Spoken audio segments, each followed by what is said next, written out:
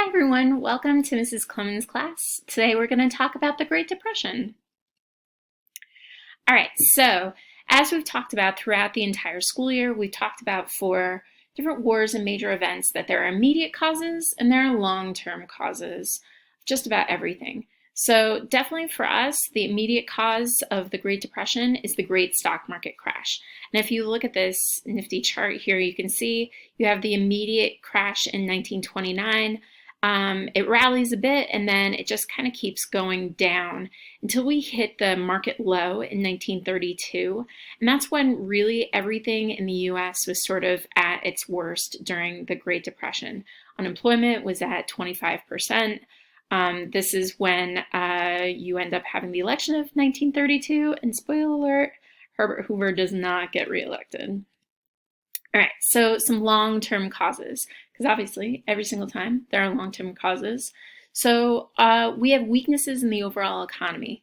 So a lot of this is impacts over from World War I and from the Roaring Twenties. So we learned about the Roaring Twenties, how it seemed like everything is just happy-go-lucky and everyone's doing great. But underneath the surface, there were a lot of weaknesses. So for example, agriculture had a major weakness that they were overproducing still from World War I. They did not cut their production, and so it meant that they had a very large supply of goods, which made the prices go down, which meant that the farmers were very struggling quite a bit. We have growing unemployment that's bubbling underneath the surface, which then ends up resulting in underconsumption. And so this is really important for us to understand that we need people to buy things so that people can be employed making things. If people aren't buying things, then the people that make the things become laid off or fired, and then you end up having a whole cycle and a ripple effect from that. There's also an unequal distribution of income. And so this is really important as well for the health of an economy, that if you have the majority or a large portion of the economy that's either poor or is just getting by and you're depending on them to supply the economy, or I'm sorry, to be purchasing things for the economy, it's really, really difficult if they're just kind of doing things to be able to survive. So what was happening in the 1920s is there were a few rich people and we were dependent on them to support the economy. It just doesn't work like that. There's also a really weak banking structure. As we move into the 1930s, you end up getting a bunch of banks that end up collapsing and people lose a lot of their money. And they also end up losing trust in the banking system. Also, there's inadequate government regulations. So what is happening is during the 1920s, we have Harding, Coolidge, and Hoover who were president. And so they were all big people in favor of laissez-faire economics, the pure ideas of capitalism. And so as a result, they rolled back a lot of the regulations that were put into place during the Progressive era. And so that opened up companies to basically not be doing what they need to be doing, inflating the stock market. People were buying stocks on margin, and it was just setting us up for disaster. And then again, as you guys learned in Global 2, there was a weak international economy following World War I, where not only do you have Germany that's just in a huge inflation spiral, but you have a lot of countries around the world that are trying to recover, particularly in Europe, trying to recover from World War I, and they just weren't purchasing as much from us as they had been before. All right, so if we look at this little pyramid of wealth, you can see what I was talking about with the unequal distribution of income, where you have a few people that are wealthy that they're expected to be sort of purchasing everything to keep the rest of the economy going. And that just doesn't work. All right, so the president at this time was Herbert Hoover. So he was elected in 1928 and he becomes president in 1929. And so generally historians don't blame him for causing the Great Depression. What they do criticize him for is how he handled the Great Depression. One of the big things that he talked about constantly was prosperity is just around the corner. So he was very hopeful that just give it some time, guys, it'll get better. He again is a laissez-faire type of person, and when he does start to take action, a lot of it is this idea of trickle-down economics, which we'll talk more about later, especially when we get into the 1980s. The idea was give tax cuts to the wealthy and hope that that money will then trickle down to the people. And that can work. But when you have a really dire situation where people need money immediately, it just takes too long. And part of the reason why he believed this is he believed in rugged individualism. And this is definitely a term that you see a lot on the Regents exam. This idea that we're Americans and we can do anything if we put our minds to it. And, if you've lost your job, that's okay. Just pull yourself up by your bootstraps. Again, it's a great idea. The only problem was this was the worst depression that we've ever faced in the history of our nation. And it was very difficult for people that were homeless or starving to sort of say, oh, I'll just pull myself up by my bootstraps. And he was criticized for that. All right, multiple choice break. President Herbert Hoover's refusal to provide funds for the unemployed during the Depression was based on his belief that 1. The unemployment problem was not serious. 2. Workers would not accept government assistance. 3. Labor unions should provide for the unemployed. Or 4. Federal relief programs would destroy an individual initiative. All right, so let's take a look at this. He definitely knew that the unemployment problem was serious. So, nope, that's not the answer. Workers would not accept government assistance. They were very much asking for assistance. So no, that is not the right answer. So now we're down to choice 3 or 4. What do you think it is? All right, you're right. It is 4.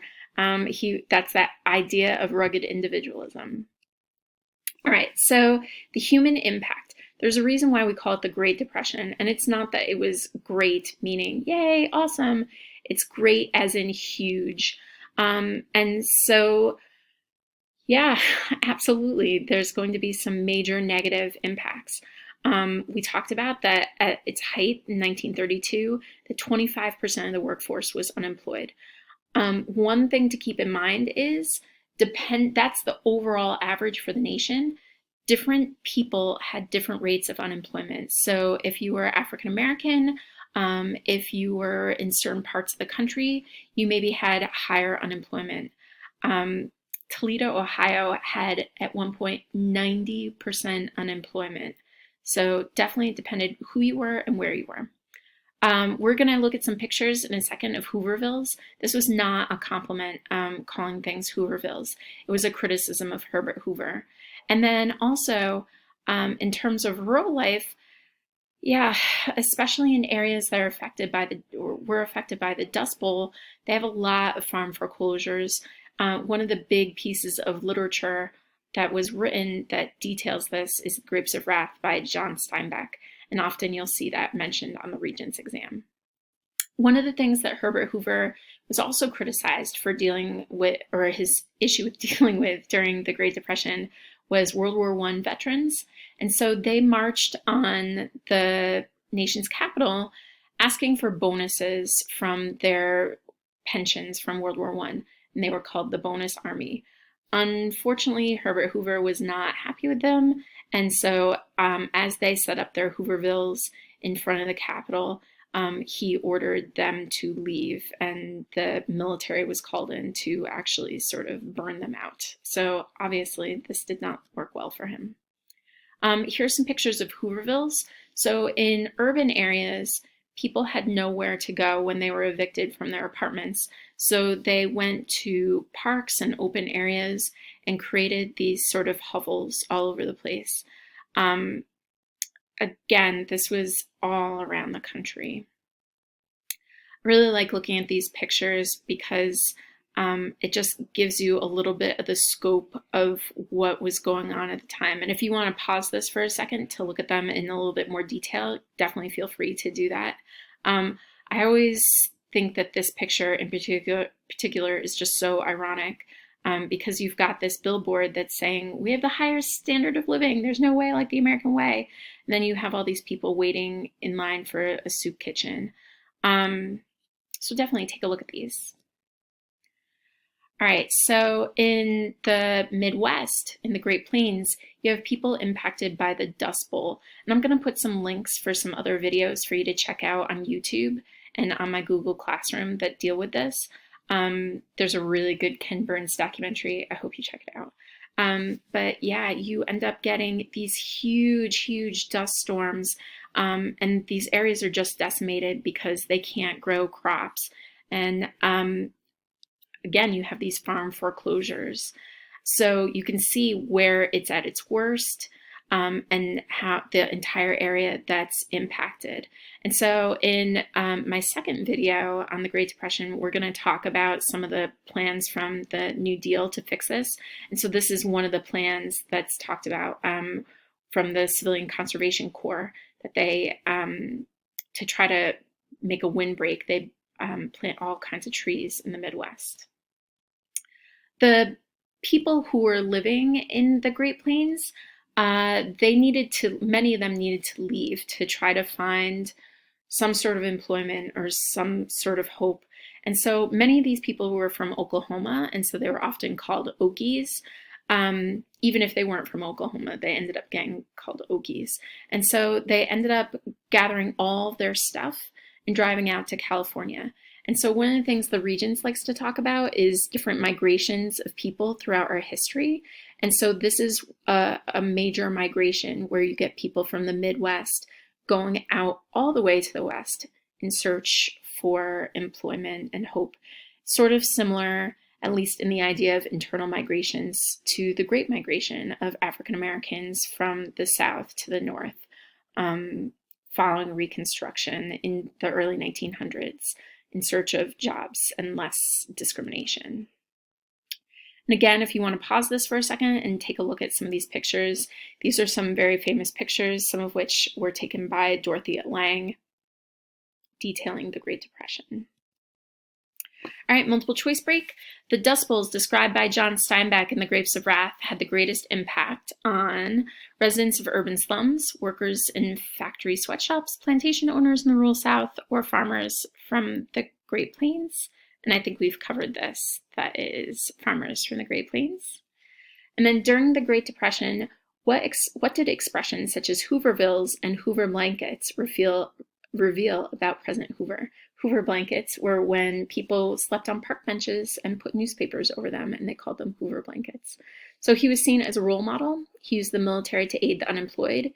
He was blamed for the suffering of the poor, or he supported relief and public housing for the needy. Well, we definitely know it's not for, because he believed in rugged individualism. He was definitely not seen as a role model. So the answer is 3. All right. Tune in for my next 2 videos on the Great Depression. Take care.